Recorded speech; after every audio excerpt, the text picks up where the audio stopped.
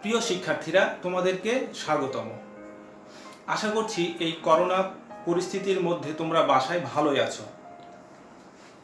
যাই হোক, বিগত 4 মাস থেকে স্কুল বন্ধ থাকায় তোমাদের শিক্ষা ব্যবস্থা যথেষ্ট পেছনে চলে গেছে।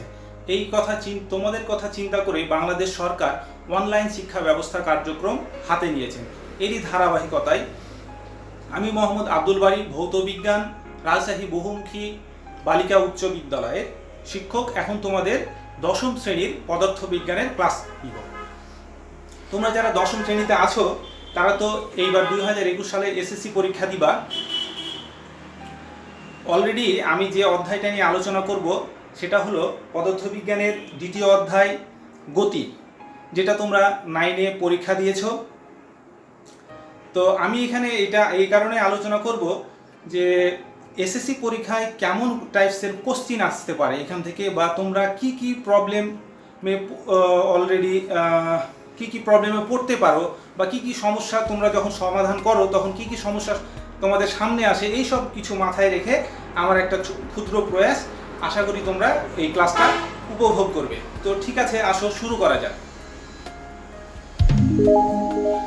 তো আমরা এখন ক্লাস নিব পদার্থ বিজ্ঞান।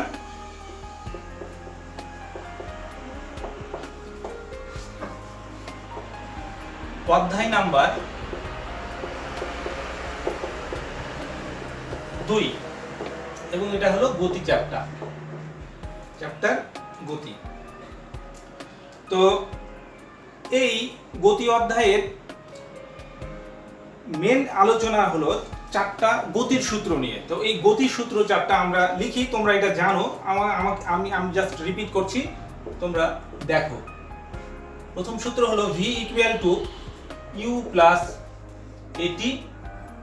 দ্বিতীয় সূত্র s equal to v bar t। তৃতীয় সূত্র s equal to ut plus half at square. এবং চতুর্থ সূত্র v square equal to u square plus 2as। এখানে দেখো যে আমরা এখানে v বার ব্যবহার করেছি। v বারটা কি? v বারটা হলো গড় বেগ। তো কি এভাবে v বার ইকুয়াল টু আমরা লিখব u plus v divided by 2, অর্থাৎ এই যে s এর জায়গায় আমরা u plus v divided by 2 ব্যবহার করতে পারি। এখানে দেখো যে প্রতিটা সূত্রে শুধুমাত্র এই দ্বিতীয় নাম্বার সূত্র বাদ দিলে প্রথম সূত্রে a আছে, তৃতীয় সূত্রে a আছে এবং চতুর্থ সূত্রে a আছে। এই a কে বলা হয় ত্বরণ, এবং এই a ত্বরণ আবার দুই রকমের হচ্ছে, একটা হলো সমত্বরণ আর একটা হলো অসমত্বরণ। এইখানে আমরা যে ত্বরণগুলো নিয়ে আলোচনা করব সেই প্রতিটাই এখানে ত্বরণ হলো সমত্বরণ।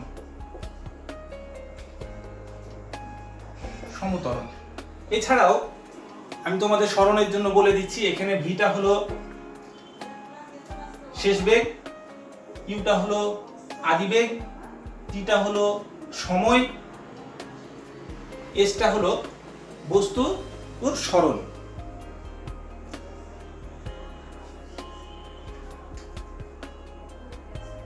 তো এই 4টা সূত্র মধ্য থেকে আমরা 1 নাম্বার সূত্র, 3 নাম্বার সূত্র এবং এই 4 নাম্বার সূত্র দিয়ে আমরা পড়ন্ত বস্তুর সূত্র তৈরি করব। তো পড়ন্ত বস্তুর ক্ষেত্রে 2 ধরনের সূত্র তৈরি করব, তোমরা লক্ষ্য করো। একটা হলো বস্তু যখন উপর হতে নিচে পড়বে তখন কি হবে সূত্রগুলো? তখন আমরা জাস্ট এই a এর জায়গায় ব্যবহার করব প্লাস g।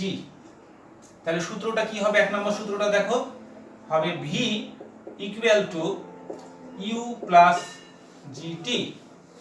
3 নম্বর যে সূত্র সেটা হবে s equal to ut plus half gt square. এবং 4 নম্বর যে সূত্র সেটা হবে v square equal to u square plus 2as। তোমাদের বলে রাখি তোমাদের সুবিধার জন্য যে যেহেতু এটা অনলাইন ক্লাস এবং এর সময়সীমা কম, এই কারণে আমি হয়তো একটু দ্রুত বলবো। তোমাদের যদি সমস্যা হয় তাহলে ভিডিওটা আবার ব্যাক করে গিয়ে যে জায়গাগুলো আমি ফার্স্ট গেছি ওইটা আরেকবার শুনবা, তাহলে তোমাদের সমস্যাটা দূর হয়ে যাবে যেটা তোমরা বুঝতে পারছো না। ঠিক আছে, এরপরে আরেকটা হবে, যখন আমি বস্তুকে উপরের দিকে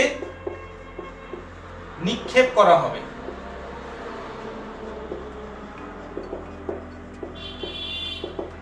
যখন বস্তুকে উপরের দিকে নিক্ষেপ করা হবে তখন দেখো এই এটা যে ছিল এটা হয়ে যাবে, ত্বরণটা হয়ে যাবে -g, এবং সূত্রগুলো তখন হবে এমন যে দেখো এখানে v = u - gt হবে।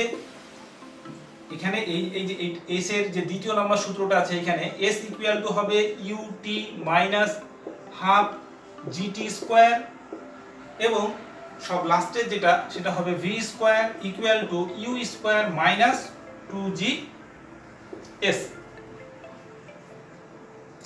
এখন দেখো যে আমরা এই যে পড়ন্ত বস্তুর ক্ষেত্রে নিচে পড়া বা উপরে ওঠা, এই ক্ষেত্রে বস্তুটা এমন হবে যে দেখো এই জাস্ট এটা যদি ভূমি হয় তো আমি ভূমি থেকে ওটাকে উপরের দিকে উঠিয়ে দিলাম। এই কারণে আমরা সমতলের ক্ষেত্রে এইগুলো ছিল সব সমতলের ক্ষেত্রে যে এসটা ব্যবহার করেছি, ওই এস এর জায়গায় আমরা সব এইচ ব্যবহার করব। তাহলে এই যে এস যেগুলো আছে এই জায়গাগুলোতে আমরা এইচ ব্যবহার করব।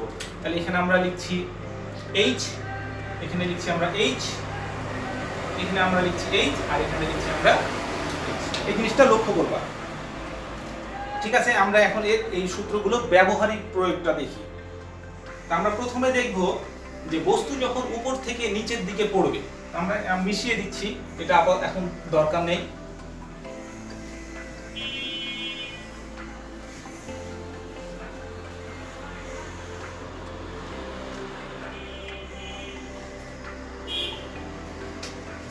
দেখো আমরা একটা উদাহরণ বলছি যে এইটা হলো ভূমি। এখন বস্তুটাকে আমি ভূমি থেকে 120 মিটার উপরে রেখেছি এ বিন্দুতে। এ থেকে এই বস্তুটাকে যদি ছেড়ে দেওয়া হয়, আমার প্রশ্ন হলো এ থেকে যদি বস্তুটাকে ছেড়ে দেওয়া হয় বি এর দিকে, অর্থাৎ ভূমির দিকে যখন আমি ছেড়ে দিব, তখন 1.8 সেকেন্ড পর বস্তুটির বেগ কত হবে? তাহলে আমরা দেখো এইখানে যে তিনটা সূত্র আছে, এই তিনটা সূত্রের মধ্যে একটা সূত্রে অ্যাপ্লাই করব। সূত্রটা আসবে b। আমাদের দরকার হলো বস্তুটির বেগ, আমার দেওয়া আছে কি সময় t। দেখো এখানে আমরা বেগ, বস্তুটার বেগ দেওয়া আছে,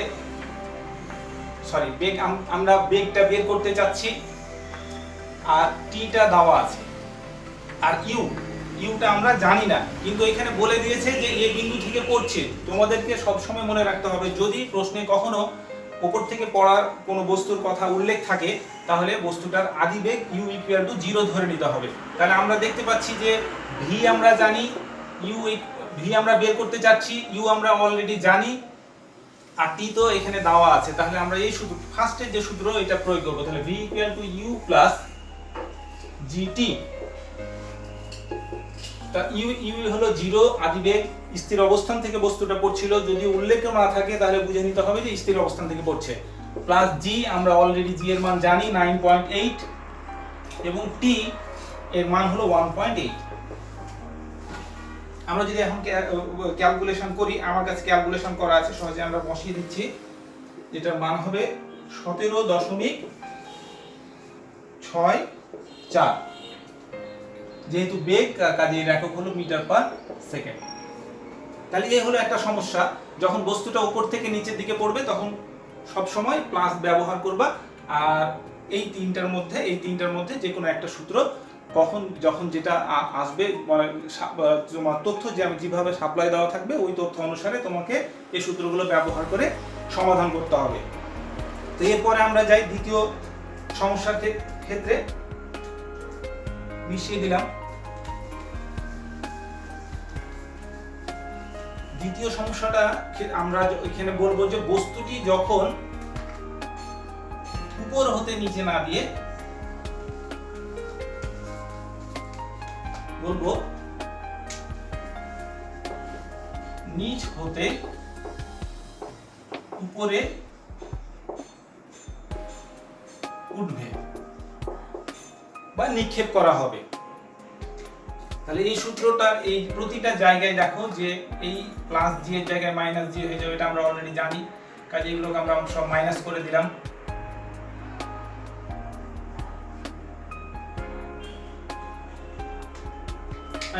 তাহলে এখন আমার প্রশ্ন, আমার যেটা প্রশ্ন সেটা হলো যে 10 মিটার পার সেকেন্ড বেগে একটি বস্তুকে ভূমি থেকে উপরের দিকে যদি নিক্ষেপ করা হয়, বেগে উপরের দিকে নিক্ষেপ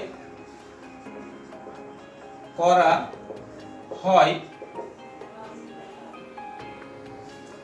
তবে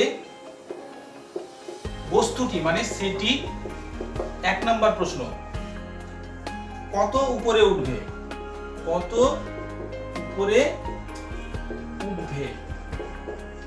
2 নম্বর প্রশ্ন, এগুলো তোমরা খাতায় লিখে রাখবা, আমি মিশিয়ে দেব কিছুক্ষণ পরে, কত সময় লাগবে, অর্থাৎ ওই উপরে যে উঠবে সেটা কত সময় লাগবে। আর 3 নম্বর যে প্রশ্ন এখান থেকে বোঝার আছে সেটা হলো কতক্ষণ শূন্যে থাকবে, মানে বস্তুটাকে যে উপরের দিকে ছুঁড়ে মারা হচ্ছে সেটা কতক্ষণ শূন্যে থাকবে। তা আমি এখানে লিখে দিচ্ছি, তারপর বুঝাচ্ছি।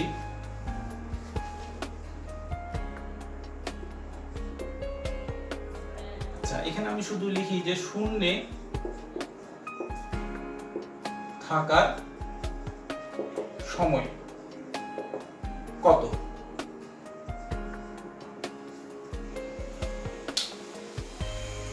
তো ঠিক আছে, তা আমরা প্রশ্নগুলো মিশিয়ে দিয়ে সমাধান নিয়ে আসি। 1 নম্বর আমার প্রশ্নটা 1 নম্বর প্রশ্ন ছিল কত উপরে উঠবে। তা 1 নম্বর প্রশ্নের উত্তর হবে, যে সূত্রটা অ্যাপ্লাই হবে সেটা হলো যে v square equal to u square minus 2g h। এই h টা হলো বস্তুটা কত উপরে উঠবে। আর আমরা এখানে বলে দিয়েছি যে বস্তু যখন নিচ থেকে উপরে উঠবে তখন আমরা মাইনাস জি ব্যবহার করব। আমরা এই এইচটা পেতে চাই। এই ক্ষেত্রে আদিবেগ ইউ 10 মিটার পার সেকেন্ড, যেটা আমি অলরেডি লিখেছিলাম ওটা দেওয়া আছে। আর আরেকটা জিনিস এখান থেকে বুঝে নাও যে যখন আমি এই ভূমি থেকে বস্তুটাকে উপরের দিকে উঠাবো তখন আদিবেগ তো একটা আদিবেগে নিক্ষেপ করেছি, যখন সর্বোচ্চ উপরে সে চলে গেল তখন কিন্তু সেখানে গিয়ে ওর শেষ বেগ v ইকুয়াল টু 0 হয়ে গেছে, 0 মিটার পার সেকেন্ড হয়ে গেছে। কেন? যদি 0 মিটার পার সেকেন্ড না হতো তাহলে কিন্তু সে আরো উপরে উঠতো। যেহেতু 0 হয়ে গেছে কাজে সে আরো উপরে উঠবে না। তাহলে এখন আমরা এটা বানাই যে এখানে v এর মান 0 বসালাম, ইকুয়াল টু u এর মান হলো 10 square minus 2 into 9.8 into h। আমরা যদি এটাকে এখন বানাই তাহলে দেখো যে এদিকে নিয়ে আসলাম 2 into 9.8 into h equal to 10 square, বা h ইকুয়াল টু 100 ভাগ 2 ইনটু 9.8। এখন যদি কাটাকাটি করলে তোমার आंसर আসবে 5.102 মিটার। অর্থাৎ বস্তুটা সর্বোচ্চ 5.102 মিটার উপরে উঠবে। এটা হলো প্রথম কোশ্চেনের आंसर। এবার 2 নাম্বার কোশ্চেনে আমরা যাই। 2 নাম্বার কোশ্চেনটা ছিল যে কত সময় লাগবে, অর্থাৎ এই যে বস্তুটা যে নিচে ছিল একে যে উপরে উঠালাম, সর্বোচ্চ উপরে যে গেছে এই যেতে তার কত সময় লেগেছে, অর্থাৎ t এর মানটা কত, এটা আমরা জানতে চাচ্ছি। তাহলে এই ক্ষেত্রে আমরা এই সূত্রটা প্রয়োগ করব 2 নম্বরের জন্য। দেখো যে আমরা সূত্র প্রয়োগ করব v equal to u minus gt। আমরা অলরেডি বুঝে গেছি যে সর্বোচ্চ উপরে গেলে ভি এর মান 0 হয়, কাজে এটা 0। ইউ তো আমরা জানি 10 মাইনাস জি, জি এর মান 9.8 আর টি তো টি থাকলো। তাহলে এখানে দেখো এটা যদি আমরা বানাই বা যে টি ইকুয়াল টু 10 ডিভাইডেড বাই 9.8, তাহলে এটা যদি কাটাকাটি হয় ক্যালকুলেটর টিপে আমরা ক্যালকুলেশন পাবো যেটা 1.0204 সেকেন্ড। এটা এর হলো 2 নম্বরের অ্যানসার। এর পরের ঘটনাটা দেখো, যে পরে 3 নম্বরে যেটা বলছি আমরা, 2 নম্বরটা মিশাই দিই। 3 নম্বরে আমরা বলছি যে বস্তুটা কতক্ষণ শূন্যে থাকবে, অর্থাৎ ভূমি থেকে সে অলরেডি উপরে গেছে, শূন্যে আছে, আবার নিচে আসছে। তাহলে এই টোটাল সময়টা, অর্থাৎ যাওয়ার সময় এবং আসার সময়, এই সময়টুকু সে শূন্যে ছিল। আমাকে এখন, আমি তো আগের অঙ্কে শুধু বের করলাম যে উপরে যেতে কত সময় লেগেছে, কিন্তু এখন আমাকে বের করতে হবে যে উপরে গেল আবার নিচে আসলো, এইতে টোটাল তার কত সময় লাগলো। তাহলে এখন আমরা এই জন্য একটা সূত্র, যে সূত্রটা অ্যাপ্লাই করব সেটা হলো h। 3 নম্বরের দেখো h equal to ut minus half gt square.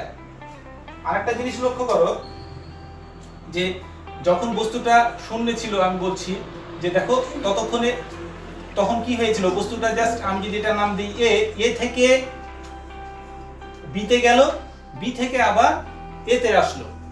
এতে বস্তুটার সরণ কতটুকু হলো দেখো, উপরে গেল আবার নিচে আসলো, তাহলে সরণ তো হলো 0। উপরে গেল আবার 0 আসলো, তাহলে হাইটটা 0 হয়ে গেল না, এই ইকুয়ালটা 0 হয়ে গেল। তো এই কাজে আমরা এখানে h এর মান 0 বসাবো, ইকুয়াল টু আদিবেগ আমরা জানি অলরেডি যে 10,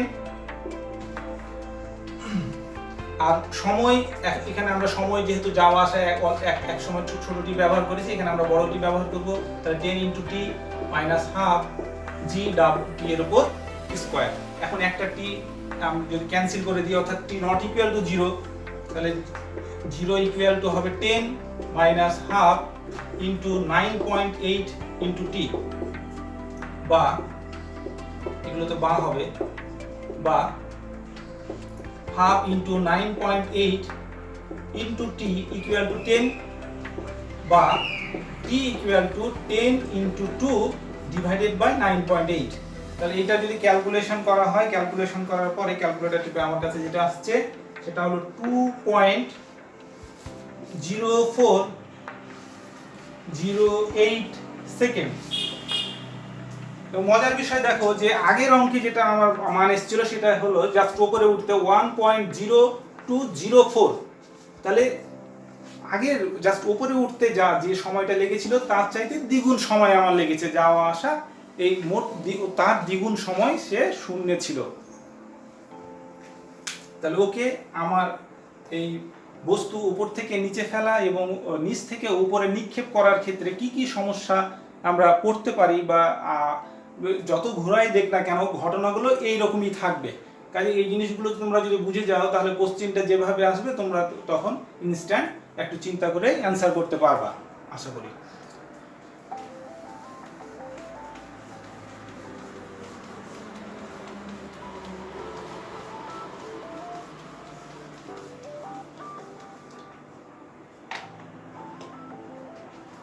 এখন আমরা একটা সমস্যা নিয়ে আলোচনা করব। এটা দেখো সমস্যাটা আমি লিখছি যে 44.1 মিটার গভীর কূপে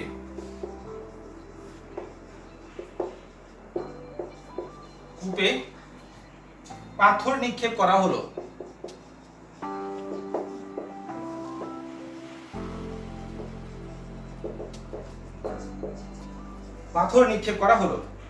কূপের মধ্যে শব্দের বেগ দেওয়া আছে, যে কূপের মধ্যে শব্দের বেগ 340 মিটার পার সেকেন্ড। এখন উপর থেকে যদি শব্দ শুনতে হয় তাহলে উপর হতে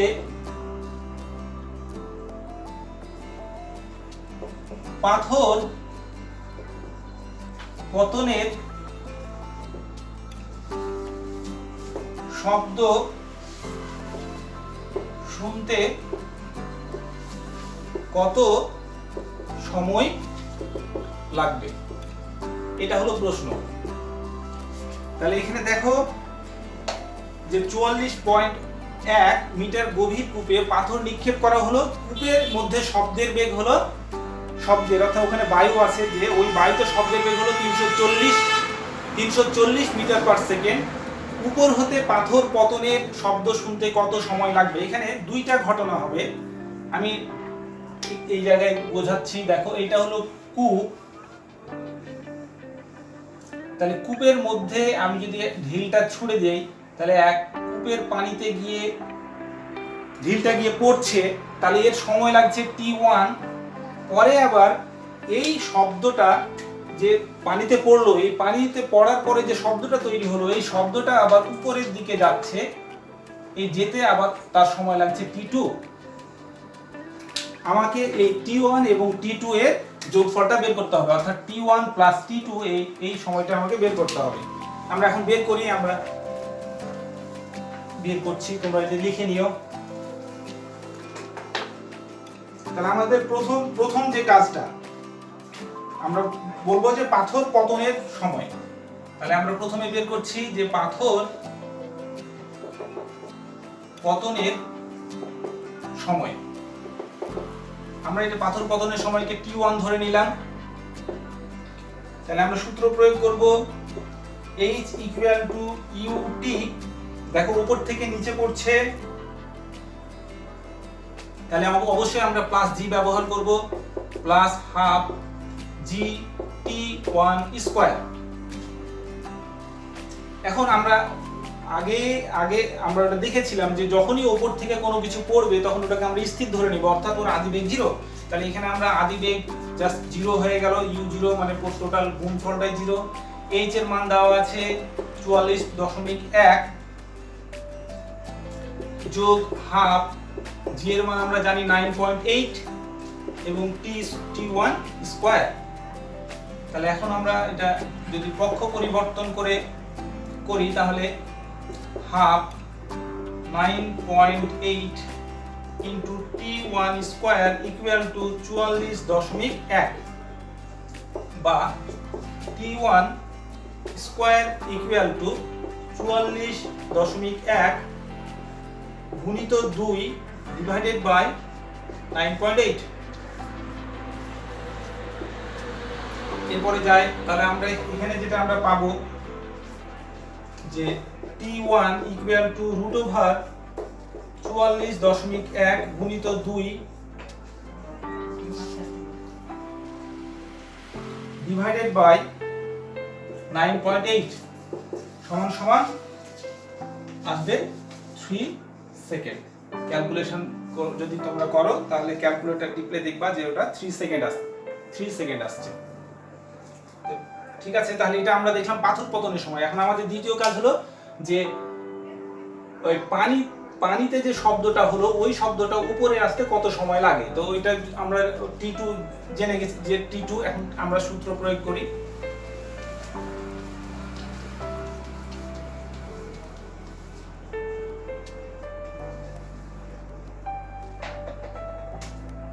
তাহলে এখানে আমরা বলি যে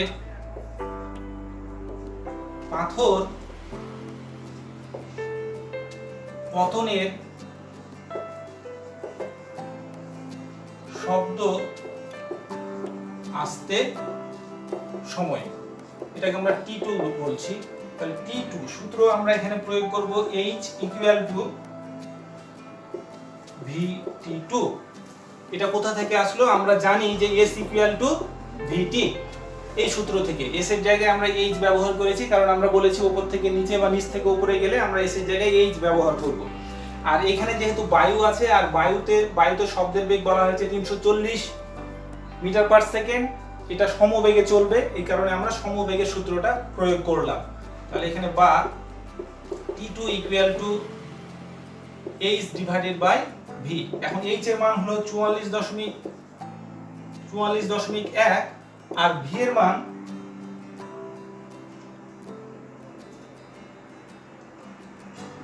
340। তাহলে আমরা যদি এখন ক্যালকুলেটর প্রেস করি তাহলে ক্যালকুলেটরের মান আমার যেটা আসবে সেটা হলো 0.13 সেকেন্ড।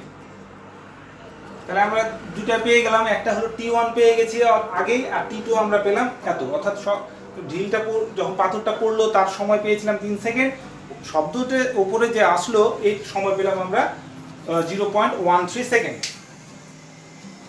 তাহলে আমার এখন যেটা চেয়েছিল যে শব্দ শুনতে আমার কত সময় লাগবে, তা আমার এখন বলে দিচ্ছি যে তাহলে শব্দ শুনতে সময় লাগবে t equal to t1 plus t2। t1 এর মান আমরা পেয়েছিলাম 3 আর t2 এর মান পেলাম আমরা 0.13 সেকেন্ড। তাহলে এখানে যেটা হবে 3.13 সেকেন্ড। এই হলো তোমাদের সমস্যা। জাস্ট আমরা আজকে যেটা আলোচনা করলাম যে উত্থান এবং পতনে যে সব যে সমস্যাগুলো আমাদের আসতে পারে, বা এই হুবহু এমন না আসলেও এই রকম ঘটনার প্রেক্ষাপট নিয়েই প্রশ্নগুলো হবে।